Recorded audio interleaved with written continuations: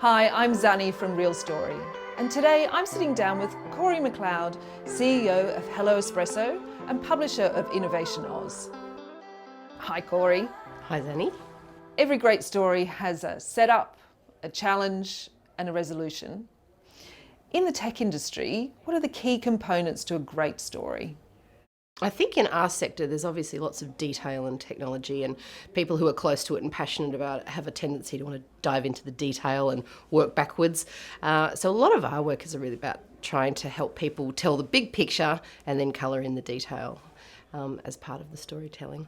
And how hard can that be to get someone who's a really big thinker, who thinks on a really high level, to bring it back down to the nuts and bolts that you guys need? I think often it's the opposite. It's the people that are close to the detail or have been part of a journey of a piece of technology evolving that want to tell you how it started, to explain how it's evolved, whereas really what you want to be trying to excite people with is what it's doing now, how it's changing lives, how it's impacting the way people work and live, and then colouring in how did we get there. Because what we want people to do is start with a big picture and then add layers of detail, and that helps frame why the detail is important. And also from a storytelling perspective, you can't necessarily tell everything, so it gives someone somewhere to start. Can you tell us how important storytelling is to your business and your clients? In our business, it's everything. There's two sides to the business. We have a comms company, and clients come to us because they always have amazing technology, amazing things that they're doing, and they want people to better understand them and what the opportunities are for people to use them. And then from a publishing perspective, we tell stories, and we started doing this because there was a gap in the market of the way those stories were being told, and it came from a position of wanting to champion industry development in Australia. There's been lots of different phases and eras of it, but ultimately, if anything's going to change, there has to be the information available to understand what we've done well, what we haven't done so well. But there's also storytelling that has to engage people, and that's right across the sector. And for us, the storytelling has been important because we've made a decision to bring in different voices from across sectors, whether it's research and academia, venture capital, government, multinationals, scale-ups. All of those people have a different view of the story, and by bringing them together, that's really been where we've tried to focus. Yeah, how fascinating. How long has Innovation Oz been published? We've just celebrated 5 years of publishing, and thank you. A lot's changed, and it's been a really instructive journey. What do you think's changed most over the 5 years? I think the way that the media cycles work mean that there's obviously fewer channels to tell stories that are important, and we know that that's right across everything. So I think the tendency has been to tell maybe the shinier, easier stories to tell, so that we're missing an entire layer of kind of brilliance that doesn't ever get told. So that was certainly the case 5 years ago, but I think that's harder now, and I think that's why for us it's been a good place to be, because we've been focused on continuing to do it, even though we didn't necessarily have the business models worked out, that the value would find a way to justify the continued publishing. And I think that's sort of proven itself, that there's genuine interest in what we do and there's genuine value in it, because that storytelling is so vital. So if you were going to tell the story of innovation in 2020, how would that story play out? I think 2020 has delivered everyone around the world a jolt. Now, I think if we were looking at our sector of technology and innovation, the countries that do it well have a sense of what we might call the burning platform. There's a sense of, speed, ambition, commitment, solving tough problems. We've been very reliant on some, fortunate primary industries. We have lots of great technology. We have lots of great beginnings, but we haven't ever really had that burning platform moment that might accelerate and actually commit people to kind of really pursuing a lot of our potential.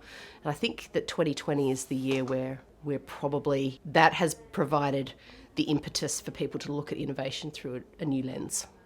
Faster, more confident, bolder. We know that different times in history, when it's been tough, the GFC is a good example where there's been the birth of amazing companies, because whilst everything gets, pulled apart, out of that often comes, incredible solutions to problems that people have, a newfound energy to address. Corrie, you work in the technology and innovation industry. What are the stories that are being told really well? I think in our sector, understanding what we already have and how we can better utilise it. There are incredible companies doing incredible things. Manufacturing. We heard this week about an electric vehicle, plant starting up in New South Wales and also in South Australia. That's the sort of thing you can talk about for a long time, but it takes the energy of something happening which provides everyone a jolt for people to go, actually, we can do this, we have all the ingredients, we just need to make it happen. So we're hearing more about things like space and cross-industry translation of IP and emerging areas where we have real opportunity, and all of those kinds of areas are where Australia has the opportunity to do some incredible things, and a lot of it's there, ready to go. In your career, you will have seen the rise of digital communications and social media. How do you think this has changed storytelling in the industry? And one of my favourite sayings is, probably when I started in comms, we're a bit more of a scuba diver approach where there was a deeper dive, and now we're all jet skiers flying across the surface, grabbing at little bits of information. So I think for anyone who's telling a story, there's the appetite on what people can manage in terms of these micro bits of stories have absolutely changed how stories are consumed. That being said, I think there's also where we see that coming back again, where there's an appetite for long form and deep dive. And I actually think that the new medium for that has been, podcasts are a way to really immerse people in a long immersive experience, as opposed to that grabbing little fragments that you might see on Instagram or other channels like that. But it absolutely has changed the way people not just absorb information, create information, but also I think how our brains work. I think it's not insignificant. It has created huge opportunities for people to create, personal brands and tell their own stories in ways that there would never typically be people in the public eye, but have these such fascinating, quirky approaches to life that, they're enjoyable because they're so individual. And it really does make you realise the world's full of incredible individuals that you couldn't, Truth is often stranger than fiction in these sort of wonderful characters that we can now sort of follow through social channels. In your industry, there must be stories that are missing.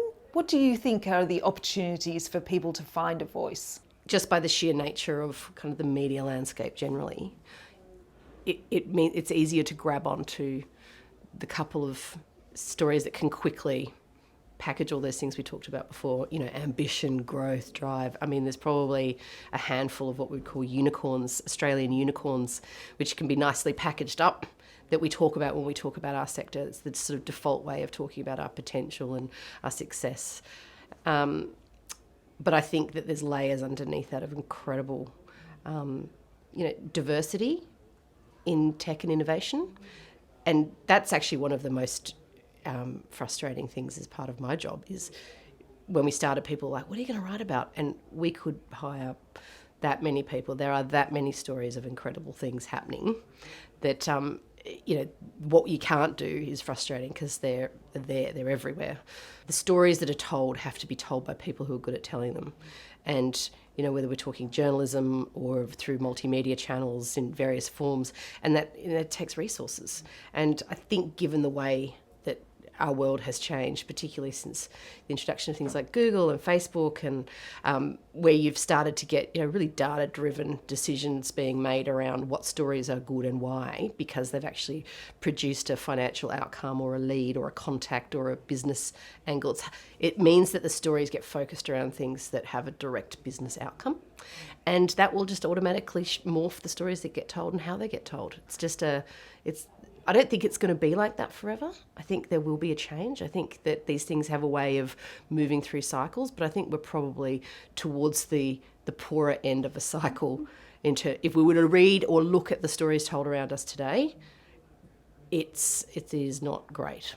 And I would like to think with all of those talented storytellers coming out of school and university that we will somehow find a way to make sure that the business models can support a new generation of that. And tell the stories that need to be told. And the people are there. We need the business models to sustain it. Corrie, can you tell us what an amazing story in the technology industry can achieve? For a client, the story, being able to tell the story of what they do and why it's important is really important, because it's not just through media channels, but any channels, because often they need someone outside looking inside to help them see where the interesting things are. And that's actually personally one of the things I love about my job, is because you see people's eyes light up when you found a way to reflect back to them the great stuff that they do. So being able to find ways of packaging that up is great, I think, for a client. And in terms of the wider community, when a great tech story is told, for us particularly, there's a huge focus on STEM at the moment. It was all about STEM. Like, if we're going to be competitive globally, we need to be better at STEM. We need more women in STEM, which we do. If STEM is the answer, but not at the expense of people that can tell the stories. Because if you're going to be great at STEM, you're only going to attract those people, and you're only going to be able to champion the success if you're able to explain it. I find any stories at the moment around the intersection of computers and the law really interesting. And because that's a great example of stories that the media landscape is just not dense enough to cover. So we've partnered with the Australian Computer Law Society as an outlet to some of those conversations. So that could extend from anything to predictive policing, to smart contracts, to the way that laws and the courts work in a virtual environment, to all of those things that we think about in a world not just pre-COVID, but pre-technology, that we're now asking to kind of guide the way that these very old institutions work. And the law is a very old, concept. So that for us, and for me particularly, is really interesting, because it affects everything. Very hard to tell, and but critical to the way the policies develop, to the way that we can protect our information, the way that we operate in our society, and the society that we are. Like, we know that we will be different from America, we know that we're different from China, but we need to create the laws about the way we use technology that are appropriate for Australians. And that's complex, but important. So that's from a storytelling perspective, I find that fascinating, because every time you think of it in another angle, there's another door opens to something else to consider. There's another story that I just read, before our conversation today, about a company that has brought in a blockchain solution to bring all the major banks onto using bank guarantees through a blockchain solution, as opposed to we're used to piles of paper and it's a long and difficult process. So the idea that those technologies that we've heard about for a long time, but we don't really know where they fit in, and we don't really know how they'd be applied, telling the stories where they've managed to get some of the major financial institutions to come together and set out some agreements on how they're going to start adopting this technology in a way that's going to make people's lives actually easier. That's kind of good. I think we hear about technologies coming down the line, but when we start to talk about how they're actually making change, it's cool. Quantum computing. Lots of quantum computing. What does it mean? Why is it important? And 5G would come into that as well, because we know it's going to do amazing things, but we just don't know what they are yet. So they're interesting because it's hard to get people excited when you can't give concrete examples, but we know it will be transformative. What are the good things that have come out of 2020 for you? I think when these sorts of things happen, you kind of learn who you are, or it reinforces who you think you are. And I think very early in COVID, I took personal stock. I think took stock from a company perspective. And I think it's a good time to go, actually, I know who I am in a crisis. I know what I default to. And then you work on that. And I think it was good to kind of work through the process of knowing how you work and operate in difficult circumstances and get on with it. Also, having the bubble of a family working from home, I did watch lots of very corporate clients suddenly entirely change the way that they were doing the work-life merge. I started this company as a single parent, and that's always sort of been a requisite for working with clients, is that they were okay with a little head popping up into meetings. And then all of a sudden, lots of little heads were popping up into meetings, and it really became something that a lot of company cultures started to embrace. And I think that won't ever go back. I think we are now much more accepting of the fact that people have, lives outside of work. And I think we both, when we had our kids, we both worked from home and contracted, and I started working when Soph was 6 months old, and would work when she was asleep and not do anything else, and then kind of switch gears. And I could never understand why people weren't more tolerant of that. And, having that work-life balance and being able to do both was totally manageable. And I think one of the great things that's come out of this year is, corporates and organisations and businesses finally realising that they can trust their staff to be at home, and that it is possible to be a parent and a worker and still be productive. And, it's lovely to have people being able to do both. I'd also say from one of the good things is the team, the broader team. I've never seen, because we've never been in the situation, watch people work in a distributed yet connected fashion. Like, people giving you a little heads up that someone might need an extra something, acknowledgement. Like it didn't default to the management team or the HR person. It became everyone's role to make sure everyone was all right, and making the observations that, hang on, we used to all have Zoom drinks on a Friday because we were all at home. Now we're a hybrid, so we're not all getting together. We need to address it, and finding ways to make sure that whatever the normal was at that time, that we didn't leave anyone behind. And that kind of made me quite proud, actually, that the culture was there to make sure that people were looked after.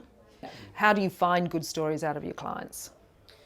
Media training is a really good way to start better understanding all the different stories, and you can usually tell when there's something that the spokesperson is particularly passionate about because they light up. And when you see someone lighting up, you know that that's the story that they'll be well suited to tell, and it's a good place to start and move from there. You can hear it on radio in the morning when different spokespeople are on different topics, and the ones they're passionate about and convicted about, and others they're less so. So we try and find the ones where people are passionate about it. Thanks for joining us for this episode of The Business of Storytelling. We look forward to you joining us again soon. Hit subscribe to know when new episodes are available.